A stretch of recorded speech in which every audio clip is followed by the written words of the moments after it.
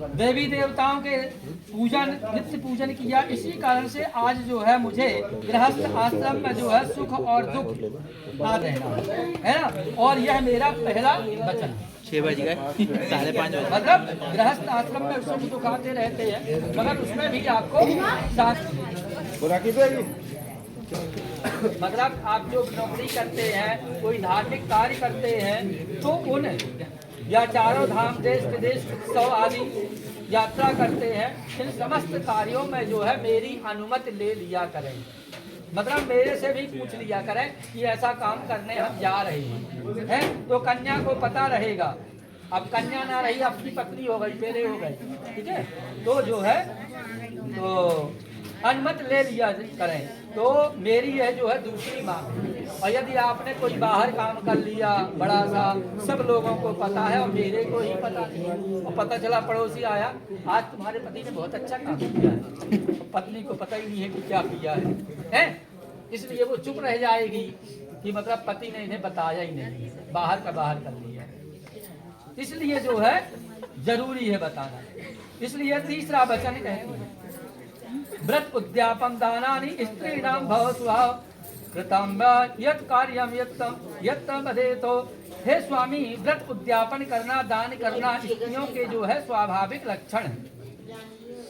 इस धार्मिक कार्य में जो है आप कभी तो सोमवार व्रत कर लिया, अब इसके बाद में 2 दिन बाद समझ लो कि गुरुवार आ गया, तो गुरुवार का व्रत कर लिया है। फिर पता चला देवी का दिन आ गया तो शुक्रवार व्रत कर लिया, फिर प्रदोष आ गया, बोले तुम्हारा महीना में पता चला 10 दिन व्रत ही निकल गए हैं। तो रोज रोज व्रत पूजा नहीं चलेगा। तो व्रत करने से धर्म भी होता है, और जब धर्म होता है तो धर्म से धन की प्राप्ति होती है। और जो आप अपने पुरुषार्थ से, अपनी मेहनत से, पिताजी की मेहनत से नहीं, अपनी मेहनत से कार्य करते हैं, है ना, कंप्यूटर चलाते हैं, नौकरी करते हैं, जो भी करते हैं, है ना, तो कमा कर के लाते हैं, वह पत्नी का कहना है कि मुझे दे दिया करें, ठीक है, मुझे दे दिया करें। यह चौथा वचन, क्योंकि पत्नी को पता रहेगा कि अपने घर में इतनी आमदनी होती है,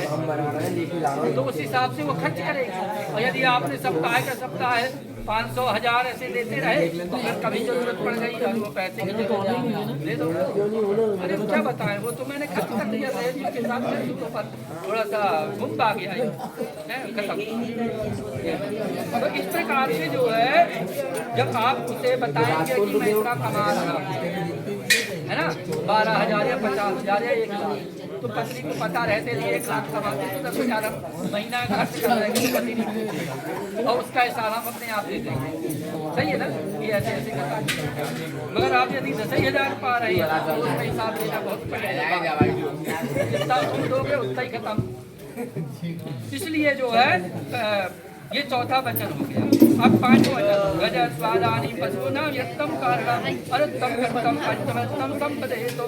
हे पतिदेव, आज से आप जो है जो आप कार्य करते हैं, नौकरी करते हैं, उसके अलावा घर में भी काम होते हैं ना, घर में काम, पिताजी का काम होता है, टेंट खुल का पूरा टेंट खुल का 4 दिन का काम है तो 2 दिन में हो जाए, तो 2 दिन रेस्ट करने को घर देंगे भाई देंगे है, और उसके साथ साथ उन 2 दिन में थोड़ा ज्यादा पैसा कमा सको।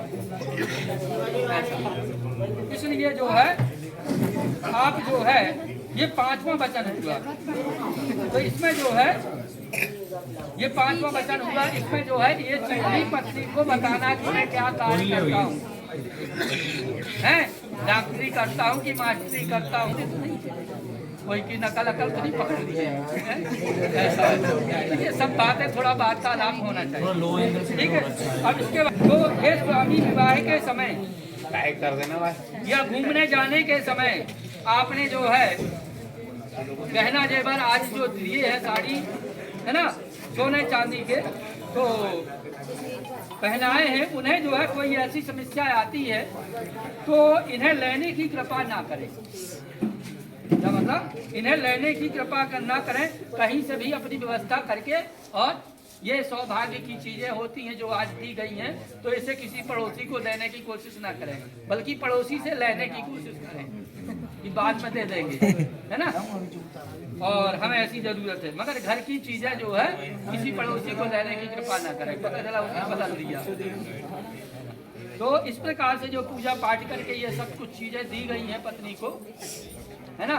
तो इस प्रकार से यह जो है छठवां वचन है कन्या का, कि अब जो है आज के बाद जो गहना जेवर मेरे को मिले हैं, यह जो है किसी को नहीं देना। नाम जागृहे सदा अनित्यम घृतम यदा मैं प्रतिपालित, हे पतिदेव, मैं अपने जो है भाई बंधु के घर जब कभी मांगलिक कार्य होते हैं, शादी विवाह आदि होता है, गाना बजाना होता है, तब जो है वहाँ से मेरे पास कोई फोन आ जाए, मान लो कोई बुलाने नहीं आया, तो मैं जो है वहाँ जा सकती हूँ।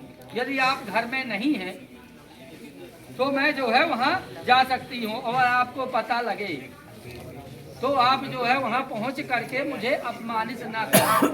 मतलब सखी सहेलियों के बीच में या घर परिवार के, मेरे ही परिवार के लोग हैं या रिश्तेदार के लोग हैं, तो वहाँ पर सबके बीच में मुझे अपमानित ना करें, डांटे नहीं। जो भी करना है अपने घर में बुला करके समझौता कर ले, वो चलेगा, मगर वहाँ पे फिल्म ना बना दे कि सबको पता लग जाए। सही है ना। तो इस प्रकार से जो है अपमानित ना करें और न किसी प्रकार से रोक लगाएं। यह जो मेरा 7वां वचन हुआ। तो इन बातों को जो है कन्या जो है कही है इससे जितेंद्र जी से, सिमरन ने बोला है जितेंद्र से। तो अब जो है अगला वचन को है क्या है, श्री राम जय राम, जितेंद्र के वचन है कुछ। अब जितेंद्र भर कहता है कि मेरे भी कुछ वचन है, 5 वचन है, वो भी तुम्हें सुनना होगा। सिमरन से बोलते हैं, और जब मेरे वचन तुम सुन लो फिर इसके बाद में मैं अपने वचनों के लिए हाँ बोलूंगा। सही बात है ना, सही बात है ना, हाँ बोलो ना। हाँ ये अभी से हाँ बोलो, यहाँ तुम्हारे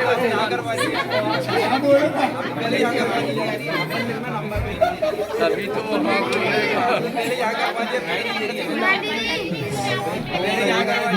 इसके वचन जो थे अब वो अपने वचन सुनाएगा।